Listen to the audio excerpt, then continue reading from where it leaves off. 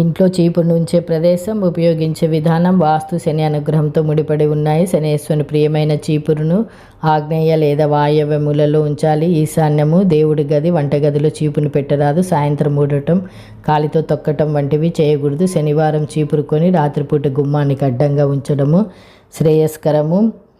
ఈశాన్య మూలన పొరపాటును కూడా చీపురు ఉంచకూడదు. చీపురును ఎల్లప్పుడూ ఆగ్నేయ లేదా వాయువ్య మూలలో గోడకు మాత్రం పెట్టాలి.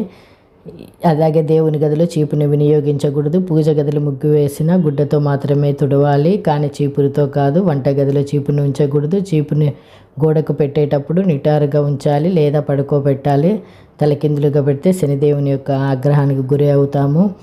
ఆ ఇంట్లోకి వచ్చే వ్యక్తులు ముందు చీపురుని చూడకూడదు, అది ఇంటికి శుభం కాదు. చీపుని గుమ్మం చిమ్మే సమయంలో ఈశాన్యం నుండి నైరుతి వైపు చిమ్మి చెత్తను ఒక చోట చేర్చి చాటులో ఎత్తి చెత్త కుండీలో పడివేయాలి. అలాగే శనివారం రోజు చీపురు కొని ఇంటికి తెచ్చి అదే ఒకసారి ఉపయోగం శ్రేయస్కరము.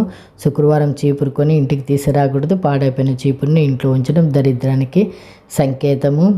ఐశ్వర్యాలు శుభాలు కలగాలంటే రాత్రిపూట చీపురును ఇంటికి రక్షణగా ఉపయోగపడి శాస్త్రాల ఇంట్లోకి దుష్టశక్తులు ప్రవేశించకుండా కాపాడుతుంది. అందుకోసం రాత్రి పడుకునే ముందు చీపురును గుమ్మానికి అడ్డంగా వేసి ఉదయం తీసివేయాలి. ఇదే విధంగా ముఖ్యంగా సాయంత్రం దీపాలు వెలిగించగా ఇంటిని చిమ్మటం, చెత్త ఎత్తటం అసలు చేయకూడదు. ఇది పరమ దరిద్రానికి సంకేతంగా భావిస్తారు. ఈ నియమాలు పాటిస్తే శనిదేవుని మహాశివుని యొక్క అనుగ్రహంతో పాటు లక్ష్మీ కటాక్షం కలుగుతుంది. ఇంట్లో ఎల్లప్పుడూ ఐశ్వర్యం శుభాలు కలుగుతాయని శాస్త్రాలు చెబుతున్నాయి. ఈ వీడియో నచ్చితే తప్పకుండా లైక్ చేయండి.